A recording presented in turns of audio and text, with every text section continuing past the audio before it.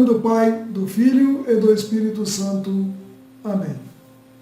Queridos irmãos e irmãs, que a paz de Jesus e a ternura de Maria estejam com você. Que você tenha paz e tranquilidade nesse período que estamos vivendo, nos protegendo até que passe esse mal.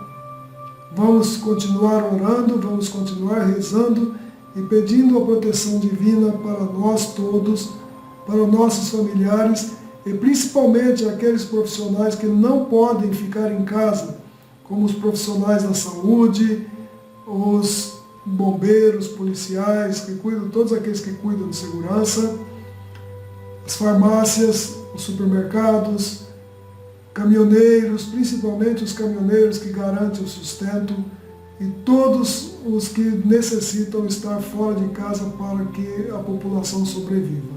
Vamos rezar todos por ele nesse dia. Vamos pedir hoje, como fazemos todo dia, a inspiração, a luz e a sabedoria do Divino Espírito Santo para bem conduzirmos nossas vidas nesse período tão difícil. Vinde, Espírito Santo, enchei os corações dos vossos fiéis e acendei neles o fogo do vosso amor. Enviai o vosso Espírito, e tudo será criado, e renovareis a face da terra. Amém. Vamos hoje entender um pouco o que é a doutrina da Igreja. Antigamente, quando as crianças recebiam as primeiras instruções na fé católica, elas aprendiam a rezar uma fórmula denominada ato de fé.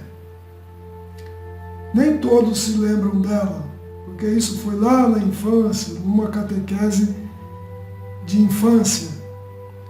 Mas é um ato de fé e é muito importante que a gente relembre isso. As versões da oração variam um pouco, mas uma delas, indulgenciada pela Igreja e facilmente encontrada na internet, diz o seguinte: eu creio firmemente que há um só Deus, em três pessoas realmente distintas, Pai, Filho e Espírito Santo. Creio que o Filho de Deus se fez homem, padeceu e morreu na cruz para nos salvar e ao terceiro dia ressuscitou. Creio em tudo mais que crê e ensina a Santa Igreja Católica, porque Deus, verdade infalível, o revelou. Nesta crença, quero viver e morrer. Amém.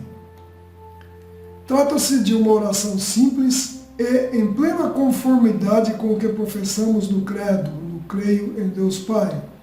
Mas, tragicamente, muitos de nossos católicos não seriam mais capazes de fazê-la, ao menos não de coração sincero e acreditando realmente em tudo que ela diz.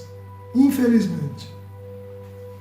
Em João capítulo 15, versículo 4, Jesus diz: permanecei em mim que eu permaneço em vós. Tal como o ramo não pode dar fruto por si mesmo, mas somente permanecendo na videira, assim também acontecerá convosco, se não permanecerdes em mim. Se a Igreja pode oferecer vida e salvação ao mundo inteiro, é graças ao seu enraizamento em Cristo, seu fundador. Este enraizamento se dá primeiramente através dos sacramentos, tendo a Eucaristia no centro.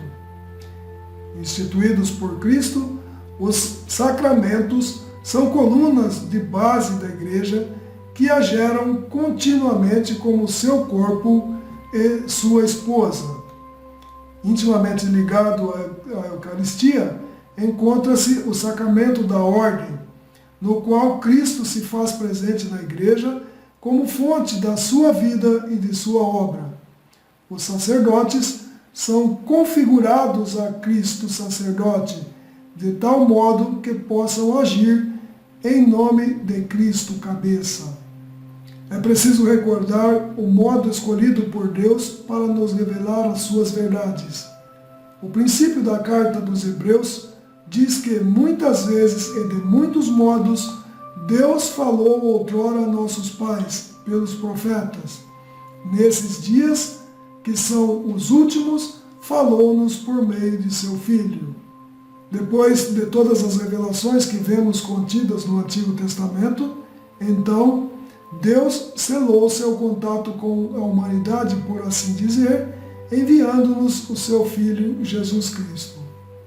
Ora, já que com isso ele quis salvar todos os homens e não só os de 2000 anos atrás, era necessário que fosse instituído um meio visível e do qual as pessoas pudessem facilmente se servir para sua mensagem permanecer preservada ao longo das gerações. Esse instrumento, como ficará claro a quem estudar as Escrituras, estudar realmente e com vontade e com inspiração, e investigar a transmissão dos ensinamentos dos primeiros cristãos, é nada mais, nada menos do que a igreja esse instrumento. A igreja, presente na pessoa dos apóstolos, a quem foi dito: tudo o que ligardes na terra será ligado no céu, e tudo o que desligardes na terra será desligado no céu. E ainda: quem vos ouve, a mim ouve, quem vos rejeita, a mim rejeita, e quem me rejeita, rejeita aquele que me enviou.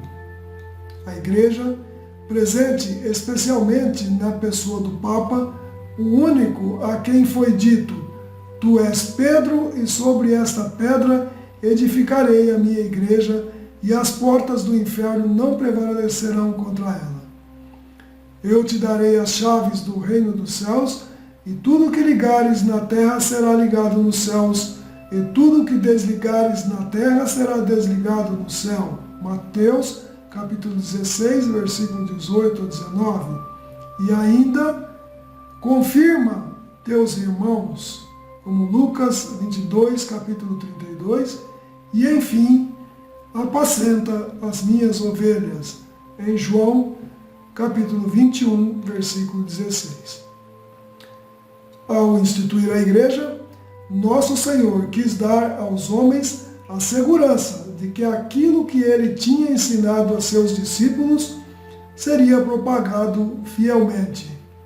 Para isso, ele mesmo cuidou de dar aos apóstolos a assistência do Espírito Santo e de garantir-lhes sua presença até a consumação dos séculos. De fato, até o presente, o único grupo de cristãos que crê nas mesmas coisas e rejeita as mesmas coisas, como acontecia na igreja primitiva, é a Igreja Católica. Conhecer e praticar a doutrina da igreja é dever de todo católico e por isso deve dedicar muito estudo da palavra de Deus e dos ensinamentos da igreja. E além disso, participar das atividades da sua paróquia com muita devoção. Eu estou deixando na descrição desse vídeo alguns links para estudo, para que você possa aprofundar um pouco mais essa questão do entendimento do que é a nossa igreja. A ação proposta para hoje é pesquisar sobre um tema da doutrina que eu tenho dúvidas ou sobre a vida de um santo. Para tirar suas dúvidas sobre algum tema específico da doutrina da igreja, procure orientação do seu pároco ou diácono na sua paróquia. Pesquise na internet os documentos do Vaticano, o Catecismo da Igreja Católica, que é uma ótima ferramenta para entender a doutrina da igreja, e também em sites católicos, como o do Padre Paulo Ricardo, Canção Nova, Cleofas, Dom Total e vários outros. Existe muito material para você estudar e entender a doutrina da igreja.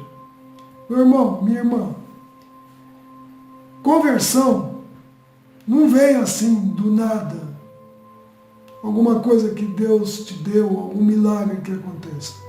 É necessário a gente entender a palavra de Deus, é necessário a gente entender o que é a igreja, como ela é, como ela se constitui e o que ela nos ensina. Isso demanda estudo, demanda dedicação. Ser católico, ser cristão, não é só ir à missa e ouvir o que o padre está dizendo. É preciso estudar, é preciso se aprofundar no estudo da palavra de Deus. Que o Espírito Santo lhe dê a inspiração e a sabedoria para buscar nas fontes corretas os ensinamentos necessários para aumentar o seu amor em Deus, a Igreja e a todos os seus irmãos. Que Deus nos abençoe e nos guarde, em nome do Pai, e do Filho e do Espírito Santo. Amém.